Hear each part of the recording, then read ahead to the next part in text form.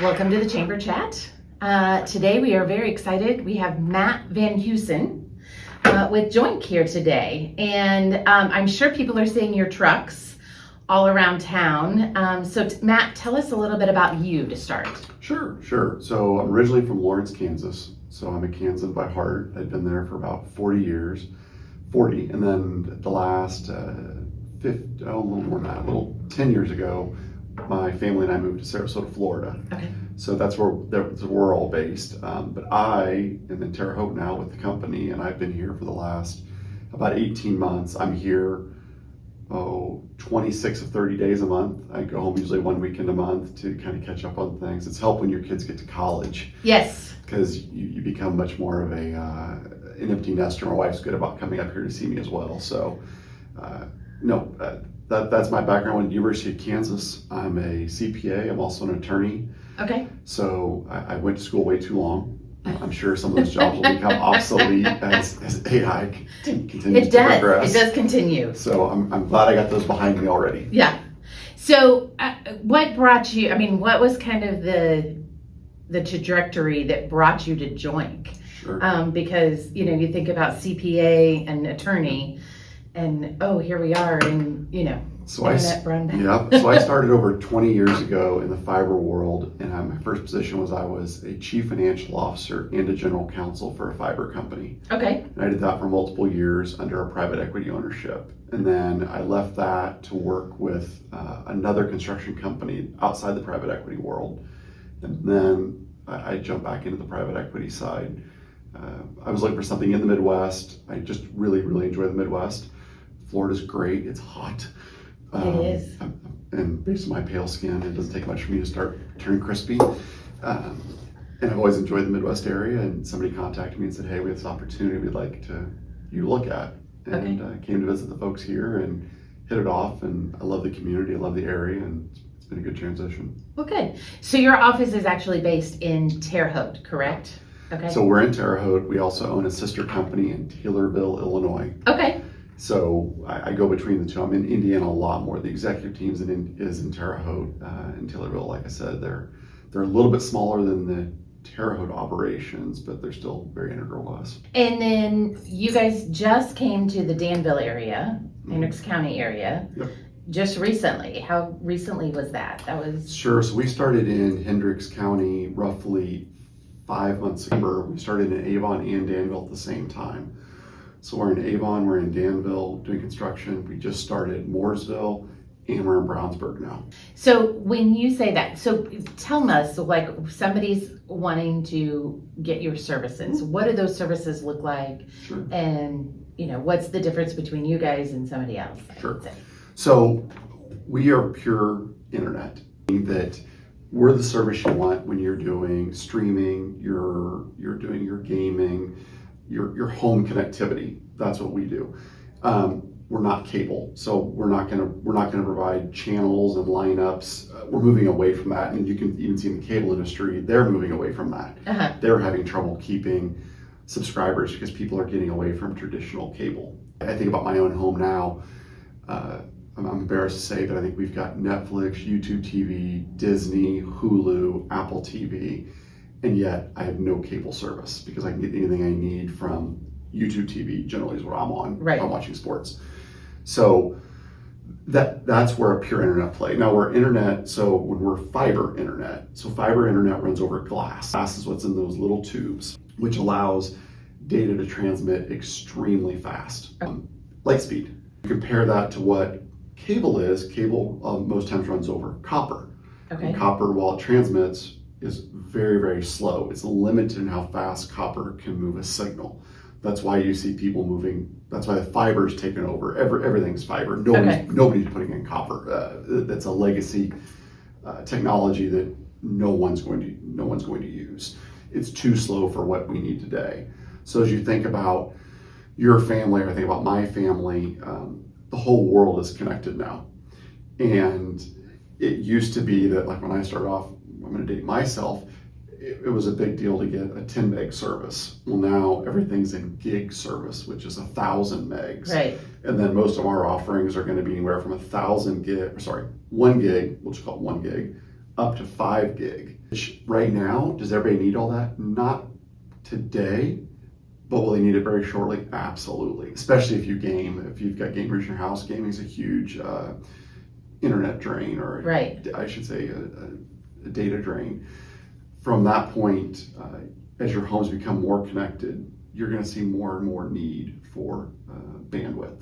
So that's what fiber provides. It's unlimited bandwidth. In fact, the only thing that stops the amount of bandwidth is the electronics on the end.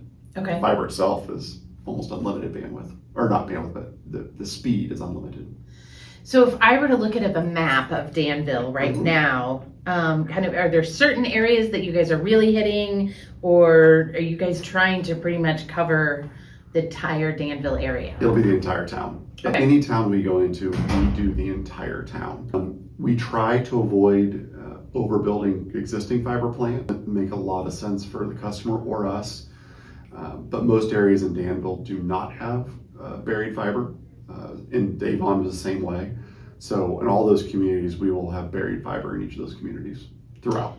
So one of the things, our chamber is really focused on is economic development. Mm-hmm. So what are some things that obviously adding this can help in our economic development Sure. in some of our development areas?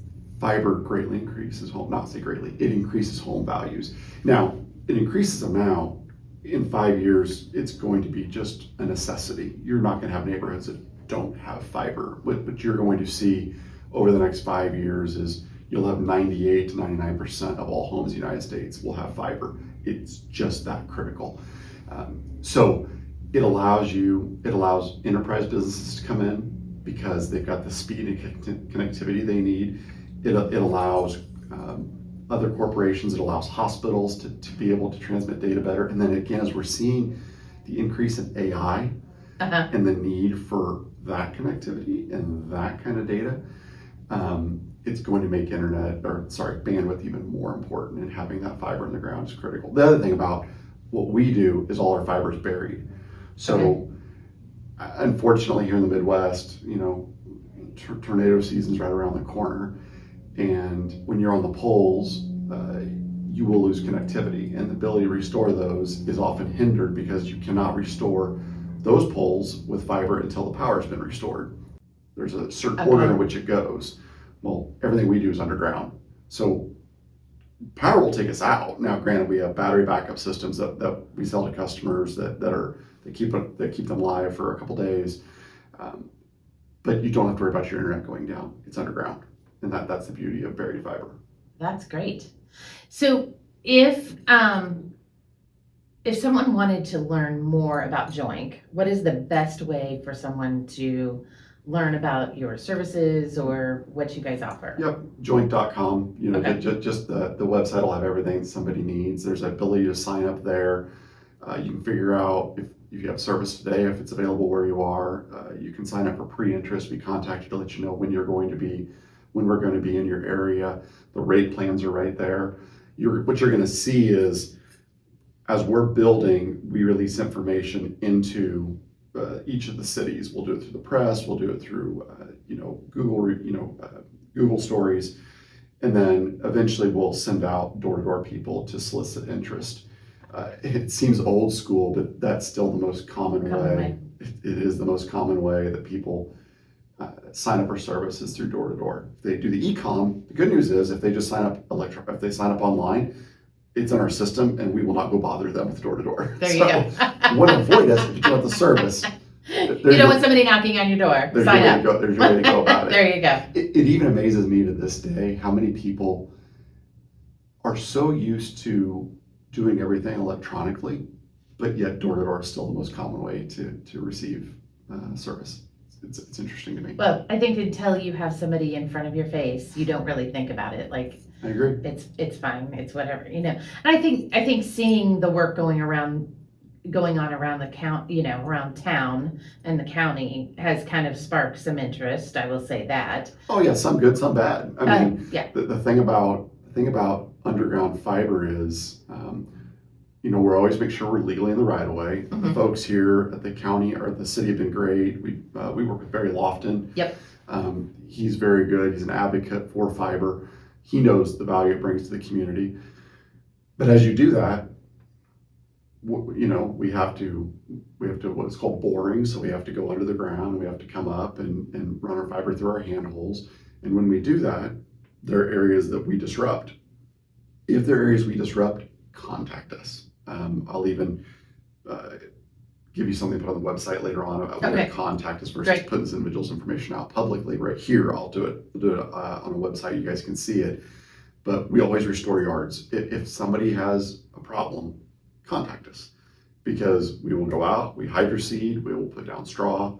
Thankfully, right now, this is the best time of year to be digging because things repair itself very quickly in the spring. Yes. I really don't like when we are digging or boring in the wintertime because it's going to stay bad from October till April. Nothing's going to grow.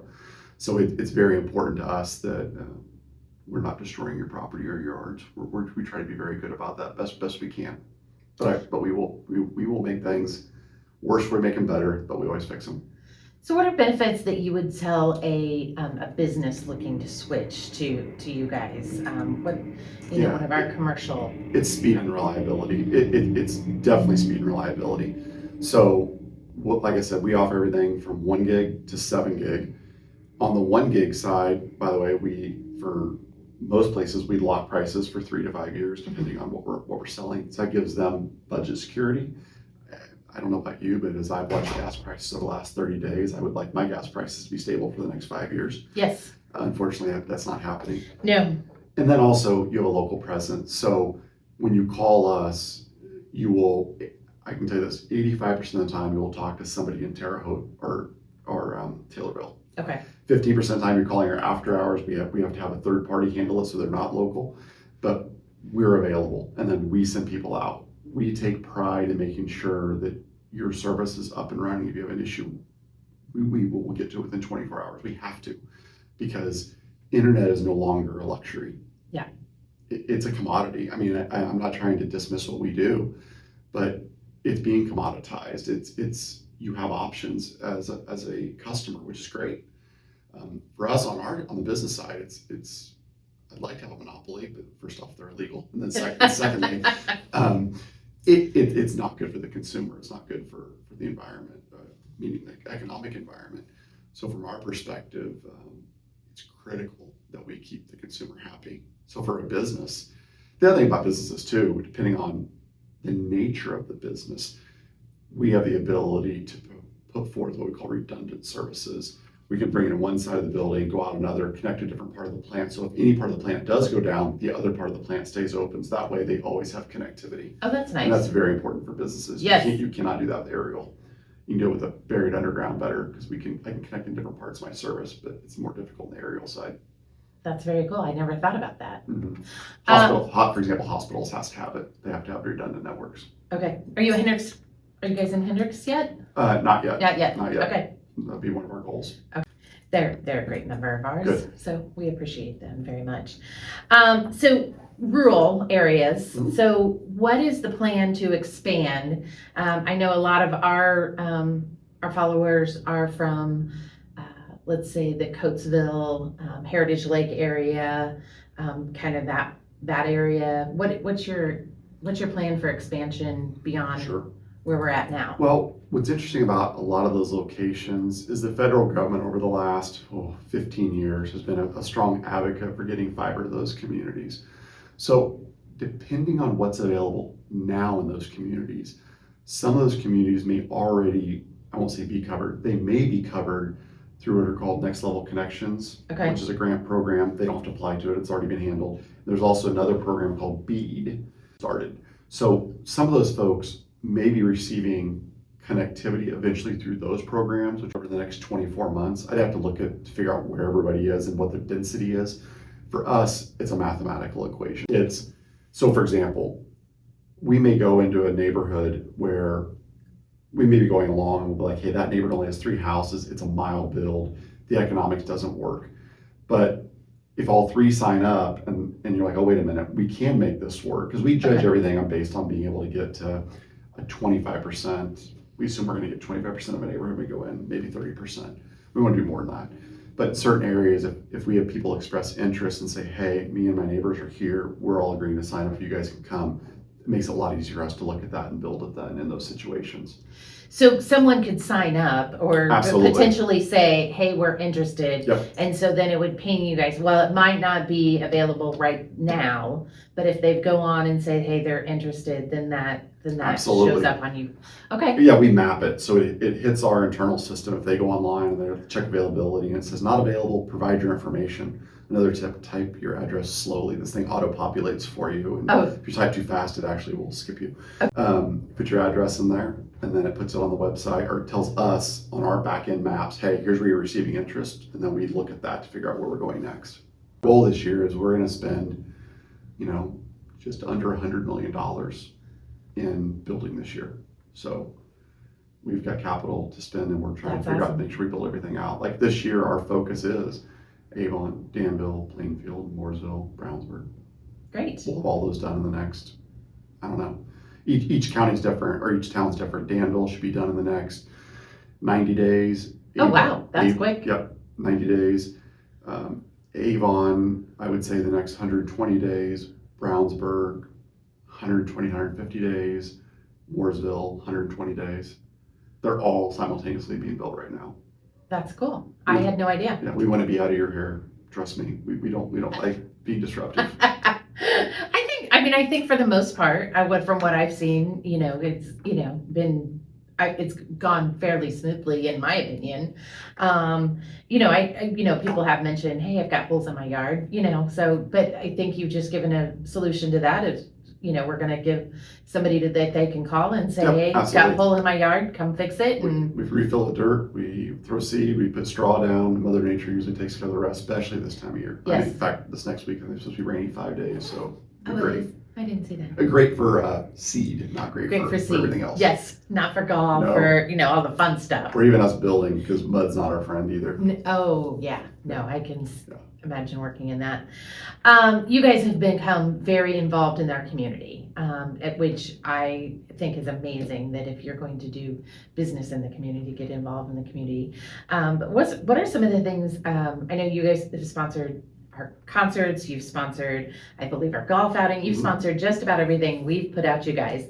But what are some other things that you guys support in different communities that people don't know about? Because I feel like you guys do put yourselves out there. We do. In Terre Haute, we do our tree giving where we adopt several families every year at Christmas. We try to stay really close to local law enforcement. Unfortunately, there are some times where they need us. Yep. Those aren't good events. We get subpoenas where internet activity is taking place that's not good, and we want to make sure they've got an outlet with us. They know they can contact us. I will say that our team, when those happen, we're back to law enforcement within an hour by the time we get a request. Those things are critical to us. We're very involved in almost every chamber, in cities that are large enough chambers. I know the term is used, I would say it's used almost ad nauseum, but you want to be a partner in the city where you are. You want to be supportive of the community, you want to be supportive of the schools. We do a lot of stuff with schools. In fact, I'm sponsoring an esports team right now, and 2 in Illinois right now. Oh, how fun. Yeah. So we want to be involved in any way we can, because we're going to be here. We're going to be here long-term. Fiber, there is no shelf life for fiber. Like, it's going to be in your ground forever. There's new technology on the horizon. We have an office opening up in Avon. It's going to be on the towards Danville side. That opens up in about 30 days. People will come in and see us. So we're always excited to help the schools, charity events, fundraisers, auctions. We've done about everything that I can think of. I like that, as a business, you are getting involved in the community. One of your employees, Matt Rowe, has been to so much and connected so much. And I teased him the other day. I waved at him at one of the events. I was on the other side of the room, and I gave a big wave, and he goes, Kelly, I'm so popular. I can't, and I'm like, I get it, Matt. I get it. We have to do it in some ways. No one knows who we are. Yeah. Even though we're only in Terre Haute, that's it's only 71 miles. That's what my phone said today when I took off to come here. But no one knows who we are. And you have to get your own name out there so they understand that you're not just coming in and then we're leaving the town, we're building and leaving. No, I mean, every crew that's working right now is from this area. So we're heavily invested. In fact, the employees we're hiring right now are being hired from the Danville Avon area to help Great. serve customers on a go-forward basis. So you are hiring then? So Oh, yeah. Okay. All right. So we'll put that out there. Yeah, Okay. yeah. We're always needing more technicians. Well, actually, there's several roles. I mean, go online, whether it's sales, whether it's technicians. We're at social media right now is one of our job postings right now. There's a lot going on. We have roughly 225 employees, so we're a decent sized company, and we're going to have to continue to grow in order for us to scale the way we need to grow over the next, several years. Yes. Well, how far, because I feel like you guys are growing pretty quickly in this Mhm. area. As a company, how much have you guys grown just since you've come on? Oh, tremendously. So I'm just doing the math here. We've more than doubled our size in the last 16 months Okay. from where we were. Wow. And then if we finish our plans this year, the way I expect us to, then our total growth over the last 2 years will be 200+% Oh my in goodness. growth. Are you seeing any growing pains? Oh Or my is gosh. it or just nothing that the customer would notice, right? Or is it, There's nothing, I'm just thinking, there's nothing customer impacting comes to mind. Uh-huh. The biggest growing pains are probably some of the similar growing pains that you guys see in Danville area, where it's growing around you so fast that you probably don't have all the infrastructure in place you need, the people you need, the systems you need. We're no different. We're just a microcosm of that. Okay. So you look at us about, we're always looking at processes. We're looking at different ways we should go about handling challenges in front of us. We're building so fast that we put a strain on municipalities. Okay. I mean, poor Barry, we're submitting stuff to him all the time. And he's doing a great job getting back to us and keeping us, rolling. But imagine us doing that to every community we're in. Yeah. And there's also communities we go into where they're smaller. They don't even have a permit process. Okay. So you're having to invent one for them to help them. And then internally, you realize, for just as an example, as we've doubled and tripled our growth, well, you went from having, X number of customers to 3X. Well, then you need that many more people in the call center. You need that many more technicians. You need that many more people to be hands-on. We pride ourselves, because we're smaller, Mm-hmm. we have to pride ourselves on service delivery. So when you have an outage, it's a big deal to us.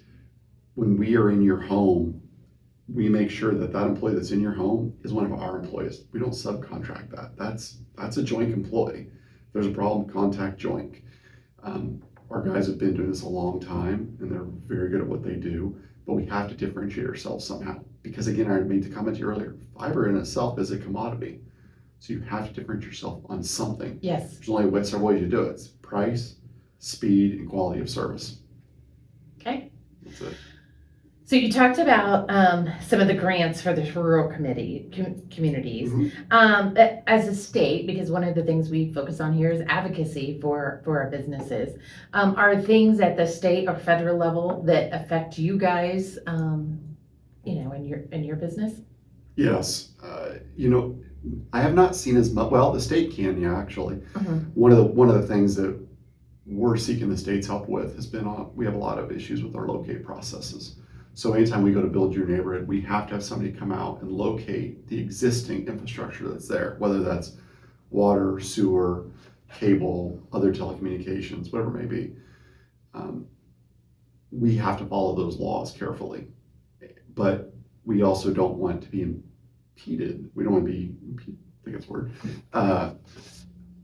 by inability to get locates down. Okay. So we work with the state trying to figure out how do we change the 811 processes to make sure that, hey, when we call something in, somebody's out there within the statutory guidelines to make sure that we can do our job. We will never build without a locate.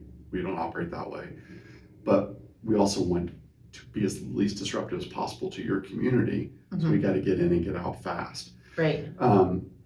within the states, I don't see a lot of legislation right now, especially the Indiana side, that's going to negatively impact us, which is great. Great. They're advocates for the fiber, they're advocates for connectivity. It's been fine. Federally speaking, they revamped the BEAD process. That has not been detrimental to us in any way. We're trying to be sensible to the taxpayer, though. So, for example, there are some BEAD awards that we won in the last year where we've contacted the state and said, hey, we know you're going to pay us to build this, but we're not going to build it because somebody's already built there, and save the money. Oh, It doesn't yeah. make sense. While we could technically, I mean, under the spirit of the law, we should let them know. Right. I know some people don't. We do. We don't want to overbuild somebody if they're already there. And we contact the state, let them know, hey, take that off the map. Let It's those already people there. know that there's service available, and we won't build those areas. That's smart. I like that. Yeah. It's my taxpayer dollars too. Agreed. All right, so just kind of wrapping up things, what's one leadership lesson that you've learned that others can benefit from? Sure. I don't take things personally. That's a great idea. I just don't. I don't lose sleep over conflict or over challenges. I know it's not about Matthew. I know that when I'm not getting locates, they're not sitting back going, I'm going to run Matthew's day. Or if I'm not getting a permit on time, I just don't take things personally. And I don't take it personally when you're having to make decisions, when you're objective in your decision making and you're objective in how you go about conducting your business.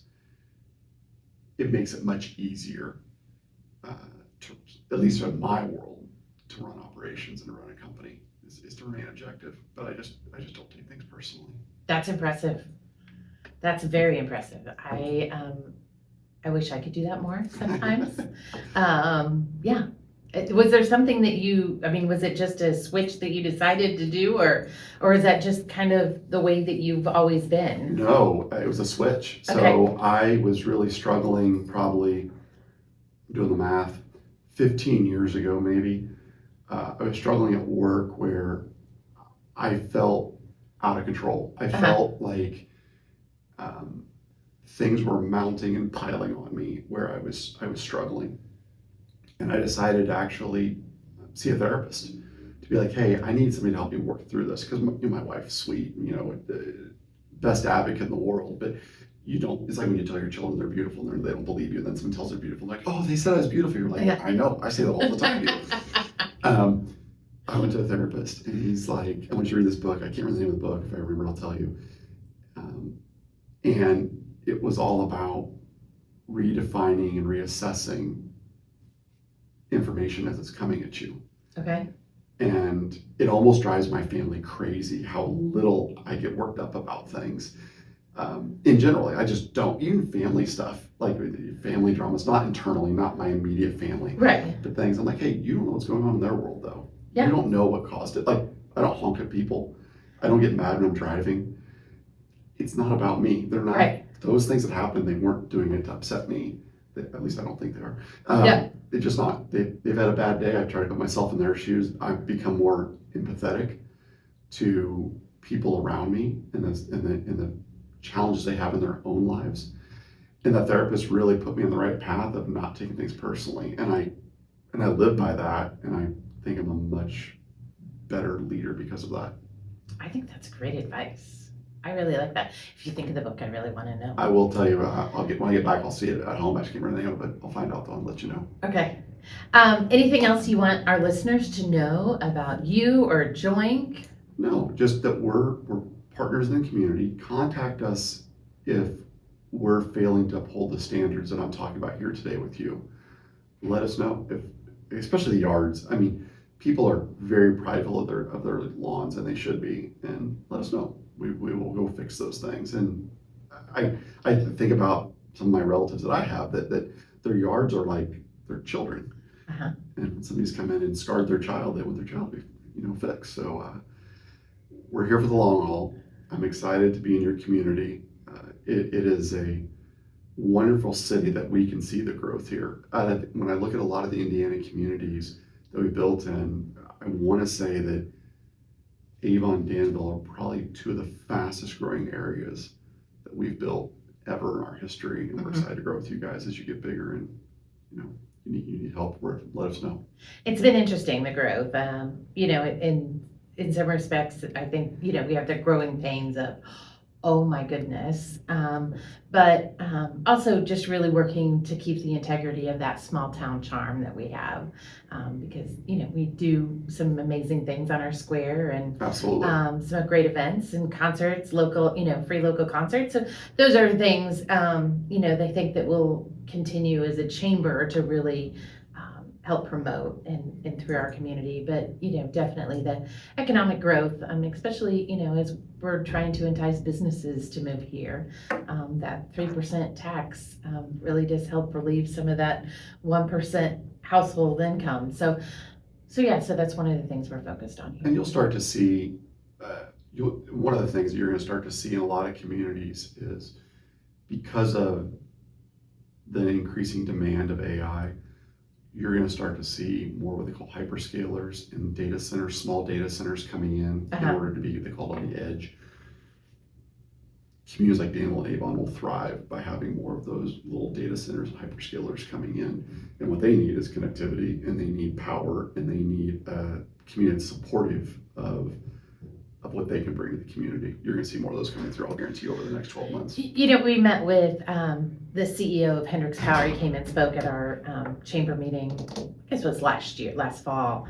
And I think there's a lot of misconceptions about data centers and the strain that they're going to put on our power and those kind of things. And I didn't, after speaking with him, I didn't feel like that at all. Yeah, they need power and they need water. Yeah. Those are their two big events. And if you can handle those, they bring jobs. They bring high-paying jobs too, by the way.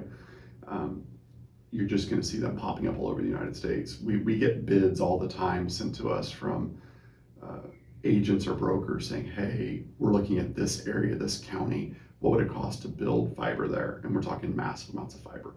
Mm-hmm. So, but orders stay ahead though, and for your children to stay ahead and your children's children to stay ahead, you're going to need that level of connectivity. That's just where we're going. Whether we want to embrace it or not, we're going to have to get there. Well, and I think so many people, like my husband, are now working from home, and it's amazing to have reliable internet that he's able to do that, or else he'd actually have to go rent an office somewhere. So it's been great. So thank you so much for coming in. I really appreciate it. Yeah, and hopefully we do this in a few months when we get completed and we can start talking about future things we're doing, and I'd love to do it again at some point. That would be great. Thank you. Thank you.